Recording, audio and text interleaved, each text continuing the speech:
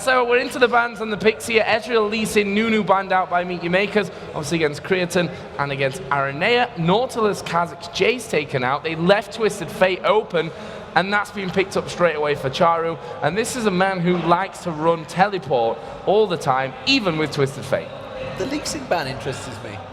I don't remember the last time I saw a Lee Sin ban. That's been a long time ago, back in the Diamond days. But instantly, they've given Meet Your Makers their weapons. They have Kubon, who already has a Lee Sin at top lane, has played so far fantastically well on it. And as you mentioned, Twisted Fate, that's actually the second Twisted Fate I think that's got through so far. Yeah. I believe I think you had one in one of the games you covered. But Thresh and Shen, well, alternate. We saw Kerp on Shen the other day as well. And despite the fact they 3v1 dived him, he still came out on top and got a kill. We do see Caitlyn being locked in there. That will be for Makler. Makler's been fantastic as well. So let's see what Creaton's thinking he wants for his AD carry. Remember, Lissandra also available for Ferelden if he wants it. He's used it in 2 of the 4 games, I believe, if I'm correct, and it's worked wonders for him so far. Yeah, and I think we probably will see Lissandra coming out from this one. Orianna's another one which Ferelden has excelled brilliantly on. So I guess in one of those two is what we'll see here from the alternate side.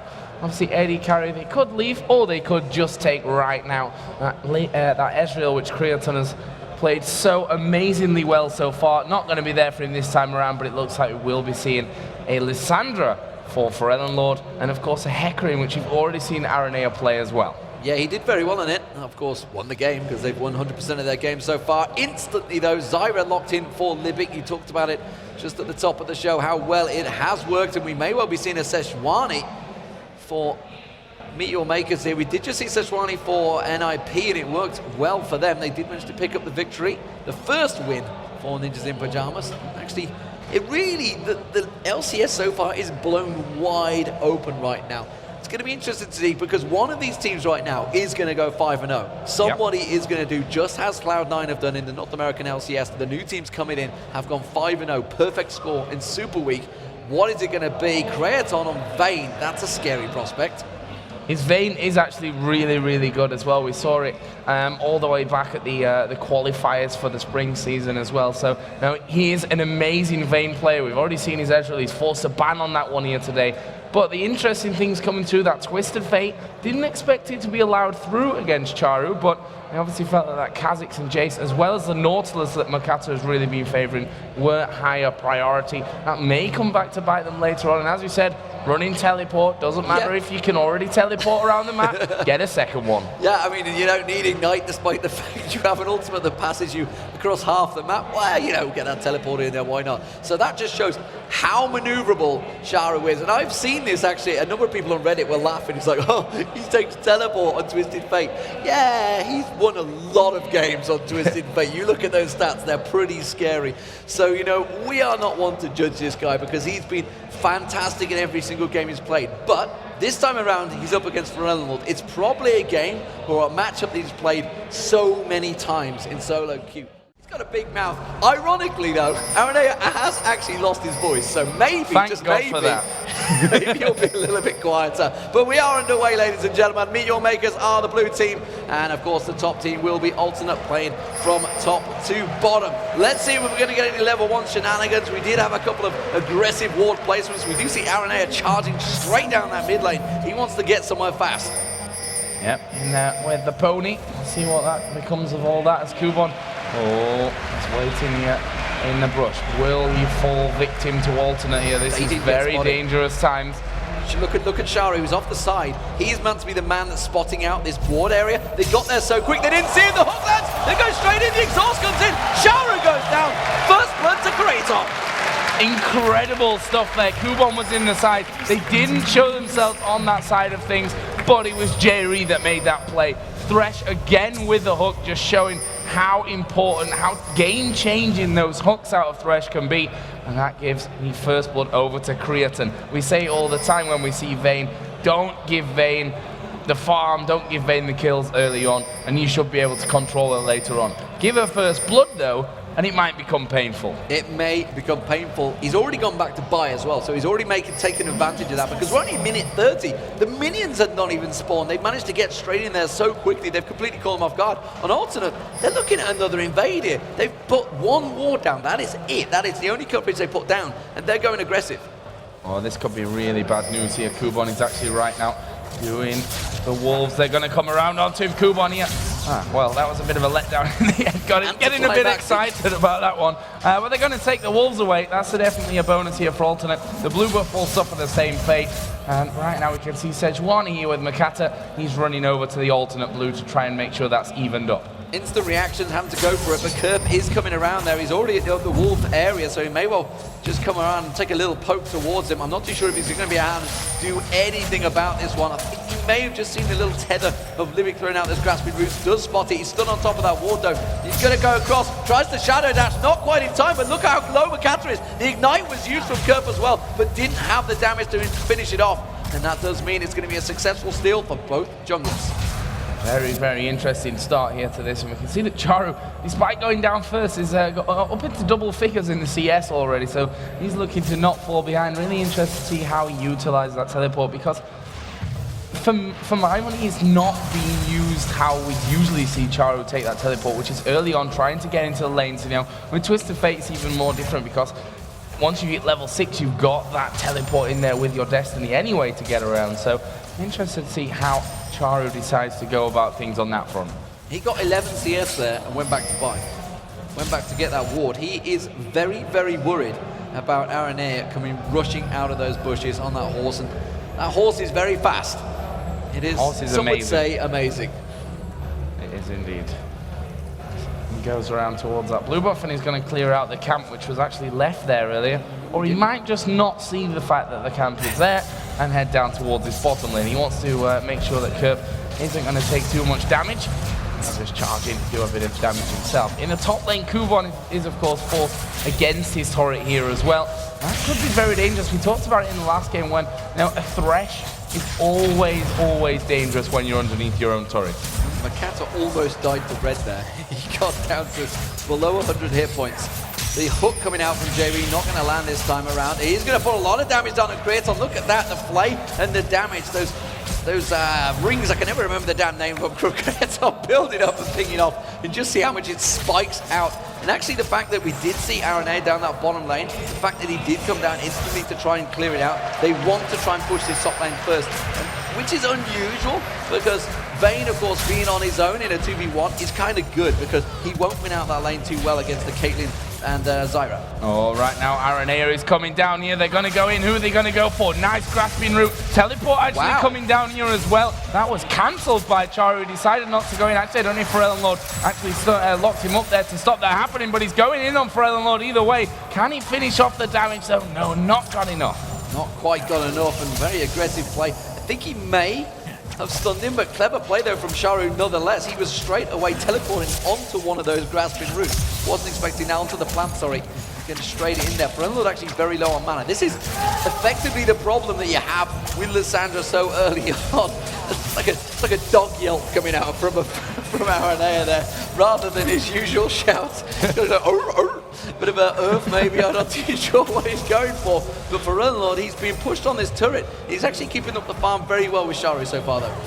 Right now, Creaton and Jerry are still pushing this top lane, and actually Makata is going to come and get involved on this top side. Let's see what they can do with this one. Makata being forced back. They hook Makata, but Kubon is there as well. Stun against the wall. Can they finish him? Yes, they can. It's Jerry that picks that one up in the end. Creaton, of course, getting the assist. He already had that first blood. And another great bit of play out of alternate. Well, as Creaton pointed out on his Facebook earlier on, he is only 50% of that lane, and so far those two kills have both been created by Jay Reed, doing a fantastic job. Remember, Jay Reed, he's probably one of the most experienced members team-wise on alternate. He played for Evil Geniuses back when they were CLG EU over in Texas. And so Story actually going down there, and it will be MYM. Pick that one up, so you know, nice little reply to what's been going on. That top tower probably won't be lasting too much. You can see in the mid lane both champions going pretty low on their mana. Of course for Twisted Fate not really a problem, you can bring that all back in there. Well, for Lissandra it means that Pharrell Lord can't really get involved with the action and was just stopped from recall in there by the wild cards. Annoying Sharu there. Reynolds like, fine, I'll clear another way. That's fine. I didn't want to go back and buy anyway. I had this all planned. It's just going to throw out. And neither of these have really got mana, but the thing is Sharu can gain a fair bit of it back with those blue cards. Reynolds going to clear off. This time Sharu is going to go back. Going to have that teleport back up. Oh, mistimed that on Frenlord. Didn't think the tower was going to take that minion down. Instead, loses out in the CS. But look at that, 45-45 between the two mid laners. Makata shows himself. Sharu already back in that mid lane. Didn't decide to go back after all. Sneaky. Yeah, sticking around for that one. Libic actually is going to be coming in to join Makata as well as the horse comes dashing by. RNA going to try to hold on towards this middle tower. There are 3 men there. They're going for 4 as well. Makla's already come up. They've all decided suddenly to shove straight in this mid lane. They knew that Frenlord was dying to go back. They knew he was going to go back. Sharu tried to bait it back. He goes back, but look how much damage he just into that middle turret. It's got nothing left on it. Yeah, they need to be careful now though that Frenlord comes in. He's already got a blasting wand and an amp tome in, which means that he does have that possibility to get in. Also is up at level 6 right now, so of course has the frozen tomb available to go aggressive with, as RNA was just having a peek over towards blue. That was taken though by Charu. Yeah, he tried to get in. The smite wasn't quite in range, actually didn't have it available. Thought he could maybe get across and do some damage, but already was taken down. So with that bottom turret going down already, it doesn't actually give you the gold hit just yet because they got those 2 kills, which tells me that the farming is working very well in favor, and Kubon is actually struggling out a little bit. He's fell 200 gold behind. The junglers are very even. Mid lane is very even. The AD carries though, you can see that Creaton has built himself a little bit of a bump there, 300 gold, as well as the support, of course, because that's the kills. We are going to see a dive in. Sharu comes in, but the dark passage instantly taken. They're going to get back towards Creaton, flashing straight out of it. Very well executed. While that was all happening, Lord got onto Makla in the mid lane. Yeah, Makla was actually pushed up fairly heavily there. They were trying to finish off that turret, which they did manage to do while all that was going on. But, as I said, Lord with that early blasting wand and amp tome, able to put out the damage to pick up that kill. So that leaves us at 3-0 in kills for Alternate. They're 2-0 behind in turrets, though. So the next few minutes going to be very, very important for both teams. Shouts coming from the stage once again, which does mean that Alternate are looking to try and make a play. And Creaton and J-Reed, they're the ones that have been creating those plays so far in this top lane. We see Sharu and Kubon, they're both still up there. Kubon needing a little help, but I'm not too sure if he needs the CS being taken away from him by Sharu. Instead, we see J-Reed going very aggressive, puts the play down, throws the box down, catches on towards Kubon, and again throws the hook towards Charu this time. Aranea runs in, he catches Kubon with a fear. It's Sharu, they focus the exhaust on him. They haven't got enough to dive the turret though, but it's another kill worked out, and again, it's J-Reed that creates the play. Yeah, Jerry is on fire right now, landing all those hooks. He's currently 1-0-2. Aranea being in the right place at the right time consistently through this as well. Now we have Libic and Kubon in that top rush. Let's see if Creaton and Jerry get caught out, or you never quite know if they're going to go in there and end up creating something of their own. Teleport's available for Sharu. He has just used it. He's coming into the river. It's going to be Creaton. They dive in towards. That's going to be Creaton. Surely going down. Sharu picks up the kill. Now where are you going? J-Reed's going to try and escape this one. Uses the flash already. He may be able to escape down the river. Yes, he will. Nobody pursuing him. No, decided against that one, and that tells me that they probably want this top turret here. The third and final turret, of course, that's left up for Meteor Makers on the outer ring. And gold is now bang even. That will change if MYM can actually take this one down. He's going to have decent damage onto it as well. Minion wave not full at this point. But look at this. They're waiting off to the side. Cocoon going to land on Aranea. Are they going to continue through? There's the repel. And actually, Kubon decides not to follow through. They're happy to do that turret damage down to half already. They do manage to take it down to half. There's going to be Sharu though. He ultimates towards the opposite direction to Aranea. Thinks, right, I can get out of this. Stranglethorns lands on him. Sharu, one more hit will be enough. Gets the kill. And looks like they will pick up the turret as well. But we do see J-Reed and Kratos. They're closing the gap. They are closing the gap. Let's see if they stick around. They will stick around too long if they don't move right back right now. There is Creaton coming in. Grasping Root should fix this one. Creaton expected it there, did the tumble to try and make up some ground, but in the end, it doesn't come out, and those two will return to safety. So, as it stands, Meteor Makers are doing what they've done a number of times. They weren't playing for the kills early game, they were simply playing the map. They have almost taken that top turret down, but it looks like J-Reed and Creaton may get that top one first if they choose to push for it. Looks like they will. I have to say, pink ward used by Jerry to give him cover. That will be the first turret in the game for Alternate when they decide to ever take it down. The middle lane turret actually was taken very low as well. Frelenor was doing good work on there. Sharu finally returning, but as we've said a number of times with him, we hadn't seen him teleported too many times. This time he is being aggressive, and it's kind of working out for Meteor Makers. He's already picked up 2 of the kills. Yeah, Frelenor right now almost got himself up to that Abyssal Scepter, which we've been seeing time and time again from him with this Lissandra. And it becomes a lot more dangerous when he gets up to that level. You can see that Aranea is waiting just on that top side of the brush. Charlie staying fairly far back from this one. He certainly can't afford to die anymore. Has managed to get himself a couple of kills in there as well, but he's now behind on CS as well. He's behind on CS and behind on levels. He's actually only just hit level 9, whereas Frelenor has been level 10 for quite a while, which has been because he's been just simply free farming in that mid lane. Because he's 98 to 76 in terms of CS. Did have that kill early on. He's going to have that Abyssal Scepter built very soon, but the rest of Alternate, they were stacking maybe in this bottom lane turret. Curve has backed off. Of course, he has got Stand United available if he wants to come back and join this one. JB comes around the side. CP lands a hook in towards Makler. Tries to swing up that Mason. Try and catch it onto someone, but not really going to hook through any just yet. But Libic is off the side, stood on the ward though. Yeah, and it was a nice play there from Jerry to actually put that pink ward down. He saw when they backed off that, okay, there's a ward there somewhere. Put his gamble down on the ramp and found he was right on the money. Dragon, of course, is available for the taking. We'll see if they go for it. That top turret is hanging on just by a thread. Kerp has gone up there to actually stop that from happening. Makata here a little bit wary because of that ward that was just put down on the blue buff. Going to have the help of Charu. Will smite it to help things out, and Charu will have the double. He'll have that blue buff. As you mentioned, did switch around, but look how much of an advantage he's got. He's 74 CS to Kubon's 44. The gold advantage is just 400 though between them. They both have those 2 assists. We'll see how that develops though, because if Kerp can just build up that Shen, we've seen how strong Shens can be so far. Interested to see what the win ratio is for him so far against someone else yesterday already. We are 19 games in now. Just 1 more remaining after this one. It will be SK Gaming versus Evil Geniuses, but right now, this is the battle for top place in the LCS. Yeah, I think if you looked at the fixtures before week 1 here, you would have been looking towards that final game as maybe being the top of the table clash, but NYM and Alternate both coming flying out the gate, 4-0 for both of them. Unfortunately, one team will have a loss though by the end of this game. And right now, it's far too close to be calling which way that's going to go. Let's quickly look across the items. Looks like Infinity Edge building up very early on for Makler. He's trying to rush in. You can see Blade of the Rune King has been completed by Creaton already. Abyssal Scepter was picked up by Frelenor. He was working towards that one. Just got the basic boots from Sharu. You can see already trying to keep that teleport cooldown down. He's going to get dived on the mid lane. He's just going to get dropped where he stands. Kerp also came in. He gets the charm on towards Makata. Makata forced to back away from this one. The turret really being the next focus for Alternate. They're going to turn and straight towards the Dragon. Yeah, Dragon is going to be taken here. J-Re pink ordered it. They've cleared the vision that was there. It's Creaton actually going in on Makler onto the turret there in the bottom lane. Just going to force him away. Just give him a bit more safety as they do go in for this one. Are they going to try to steal? Makata is walking away, and Alternate will pick up the first Dragon of the game.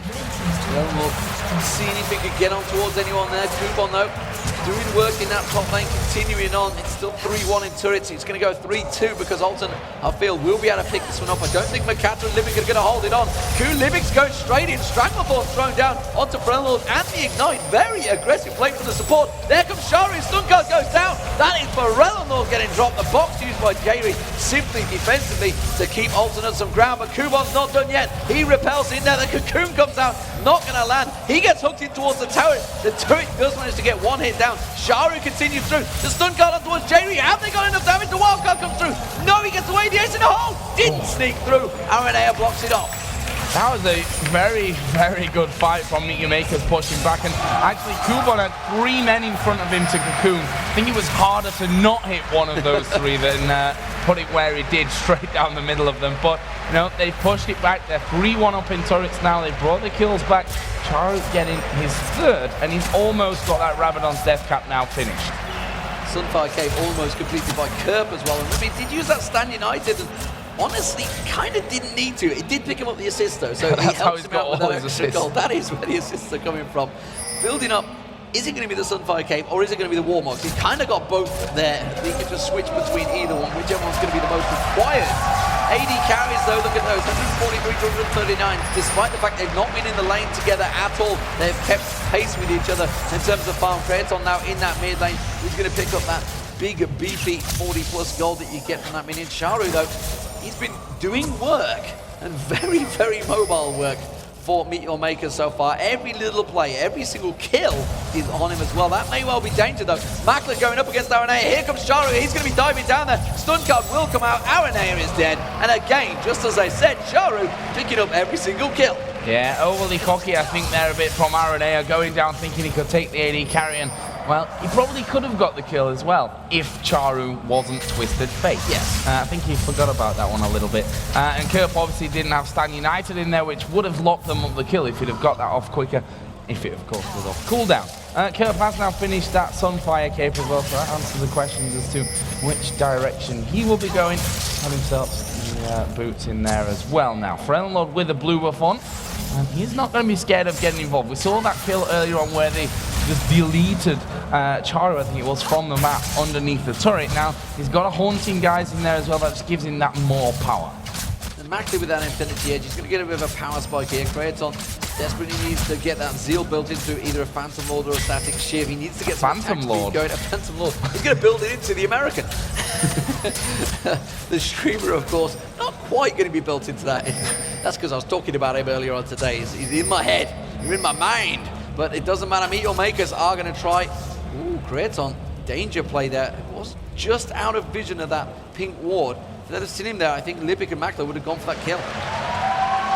Well, look at the wards down here from Meteor Makers. This is so typical of what they've been doing throughout all of their victories so far. Once the outer turrets are down, just cover the entire enemy jungle with wards, and I'm going to try and count them. There's 8 on the map. I can count to 8, luckily enough. Now we are going to see a fight here about the blue buff. Kirk could be in trouble. Ultima actually coming down there from Sejuani. Meanwhile, Lipic in the middle lane is being destroyed. The Freljord actually picking up the final tick of damage there. And Alternate making plays across the map. Picking up the turrets as well as they go. 3-2 in turrets now, and look at the gold. Very, very close. Just 1,000 split between them. Freljord's now going to take that blue buff, or whether they're just hard fought for. And honestly, Meteor Makers, I don't think they're going to try and go for this one. We thought, look at that, Makata wants to go in. He wants to try and get the smite on, but instead Freljord dives in towards him. He's going to have to dash away from this one. Can they catch up towards Kuban? Yes, they can. A brilliant, brilliant shot from Kraton. Pins him on the wall. The repel comes out from Kuban. He goes down as well. It's actually Jay Reed that honestly deserved the kill, because he's now 2-0-2 as well. Yeah, 2-0-2. Great score.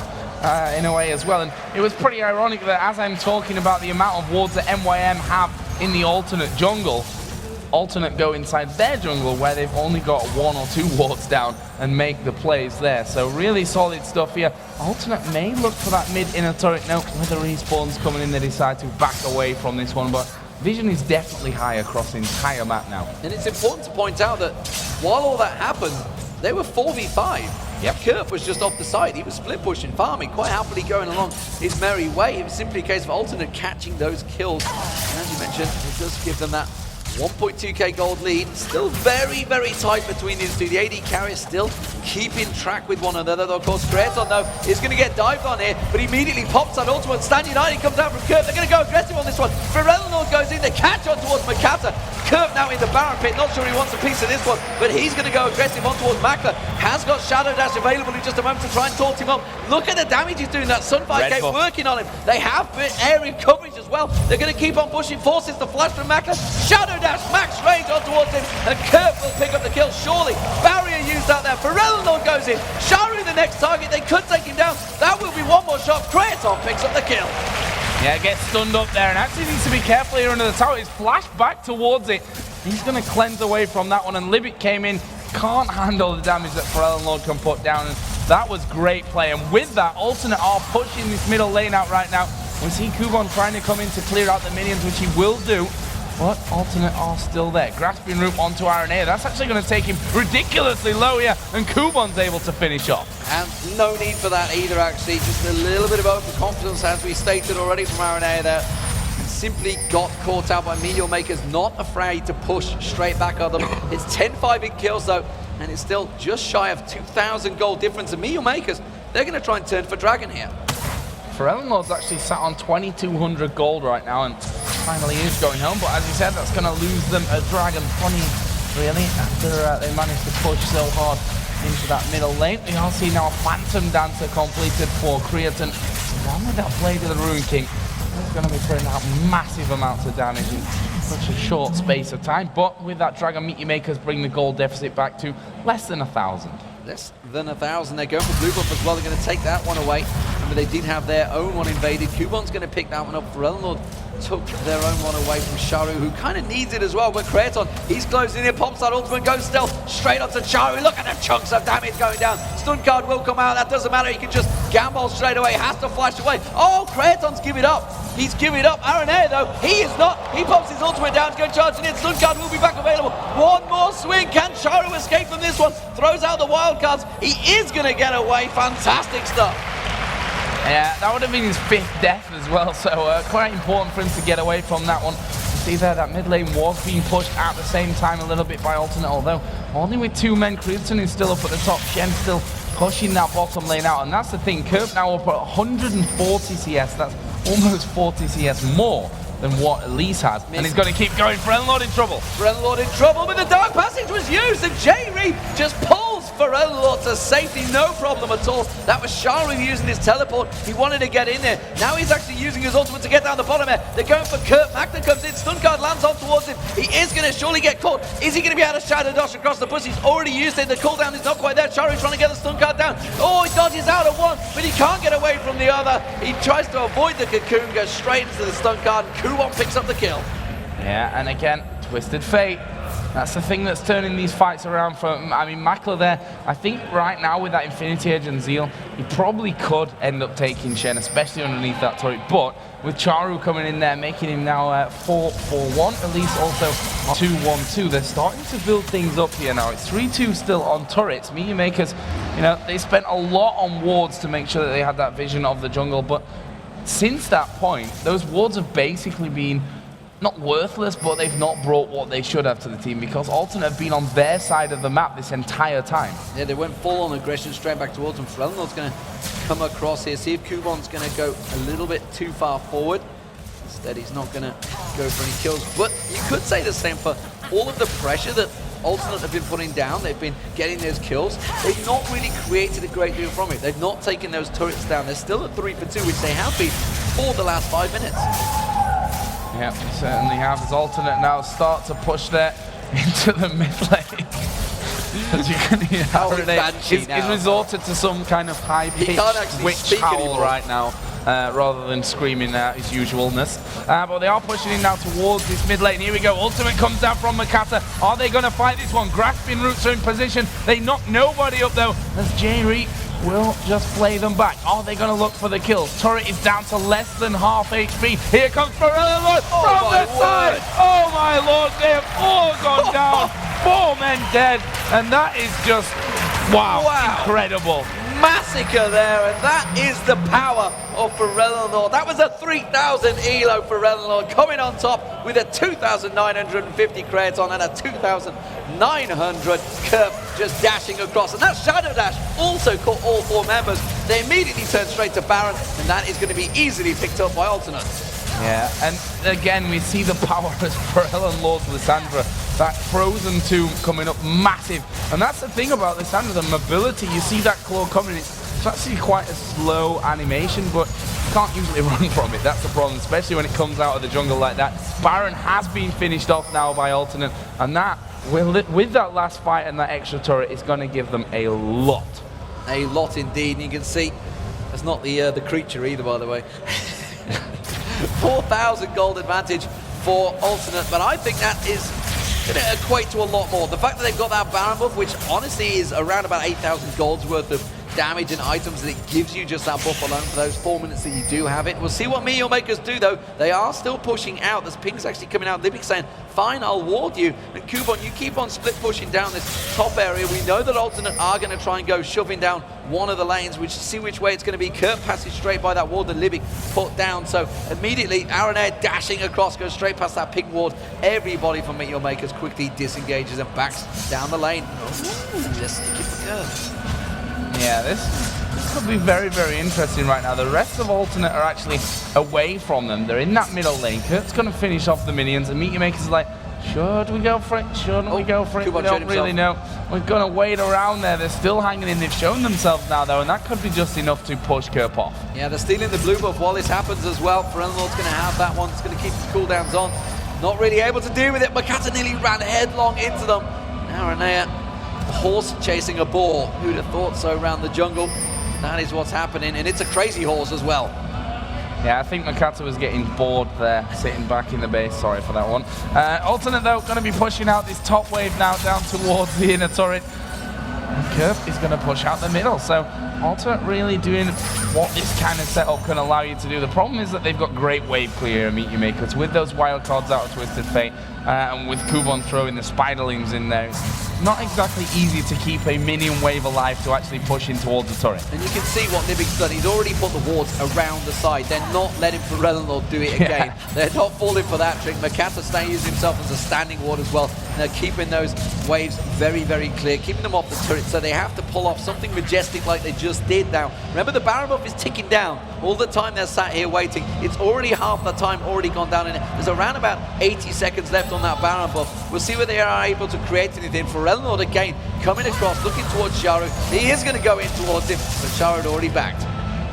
Yeah, and that great thing for Ferelnord as well is that he can obviously cast his ultimate on himself, basically giving him a mini Zhonya's for that time, as we are going to see the Stranglethorns go down in the top lane, but honestly, they didn't do a great deal. Aranea being chased here by Makler. He's got the red buff on. He's able to get the slowdown. Box is put down by J-Reed, but now they're going to turn around onto him. Creatine is there. Kurt joins the fight. Here comes Aranea back into it. Gets the fear down, which has caused all kinds of problems, and Ferelnord keeps chasing in. Kubon's gone down. There is the ace. An amazing fight once again, and expertly done by Alternate. They went in, came back out, waited for the rest of the team to join them, and then pushed down for that ace for just one death. Completely baited, honestly, because Ferelnord had gone round towards the middle inhibitor turret, so they tried to take the aggression, but Ferelnord just went, oh, this is great, I'm going to come around the back of you all and clean up, and he picks himself off the triple kill, gets the inhibitor, and just as I was saying, they only had 80 seconds left on that Baron. MYM just had to be patient sitting on their turrets because they got the wave clear. They were dealing with Alternate, but immediately their aggression backfired on them horrendously there. And Alternate, not only do they get the inhibitor and the turret, they're going to get the dragon as well, and that's going to stretch their gold lead to around about 8,000. Yeah, Ferelnord, I think he's not going to be playing much Lissandra after this game. Which I'm kind of surprised even that they've let out Lissandra open for him. But on the other hand, he has shown that ban out Lissandra will quite happily take that Orianna as well, which can make equally as impressive plays with. So they are going to go back now here, Alternate, and they've picked up some big items. Last Whisper for Vayne, Rabadon's Death Cap on Ferelnord's Lissandra, and a Trinity Force for Shen. Yeah, Kirby's going to do some damage now. With that armor poke that he's got, that Trinity Force definitely is going to cause problems. He's going to be split pushing a lot quicker as well. Now Baron buff will just wear off. That's going to be available in around about 2 minutes time, which is why they're starting to get those wards out. And Meteor Makers, they're not done and dusted yet. They're still trying to get those ward placements out. They're still trying to get a little bit of coverage for themselves, try and keep shovel those lanes. You can see immediately they're actually about halfway up, so they have managed to immediately just get the pressure back onto Alternate side, keep them away. And Alternate, well, they're just happy buying, aren't they? Just looking, as you mentioned, from Ferelnord, he's got, what, a lot of ability power on him now. Rabadon's Death Cap on there. It looks like Sonya's Hourglass or maybe Death by Grasp. I'm not too sure what he's heading in towards, but 520 ability power already with 23% cooldown reduction. He's just going to be zipping around that map, causing all sorts of problems. Yeah, and with that blue buff on as well, now you can see that just using his Glacial Path to actually move around the map, that's how much he doesn't really care about the cost of the mana and the cooldown rate at this point. Spiderling comes out and they know that Alternate are going to be pushing in. Kind of surprised that they've not done much about this bottle. They see Charu and Makler are coming in towards Kerp, who honestly shouldn't have too much of a problem here. Charu goes one way, and Kerp says, nope, not today, I'm going around the other side. The question is, can he escape this one? He will flash first of all, and he's obviously going to have that Shadow Dash, and he's just going to say, see you later, I am going to the top lane, and that is why you don't try and shut down a Shen. Such a highly mobile team. They do straight away lock up, and that's going to be Limit going down. Charu comes out with a home guard boost, but I don't think they're going to be able to get on towards him. The inhibitor turret will get burned down. Creaton gets caught out slowly. Jamie taken down very low as well. The Cocoon comes out, not going to catch on towards him. And I was just about to mention the mobility of the team, as Jamie goes in once again, catches on towards Makata. It's going to be Creaton poking him down again. Another inhibitor will be taken. The middle one has just respawned. Super Minions get on towards that one. They're going straight for the game, and it's going to be Alternate going 5-0 in the European Summer Split. They are the top of the table, and they looked dominant right there.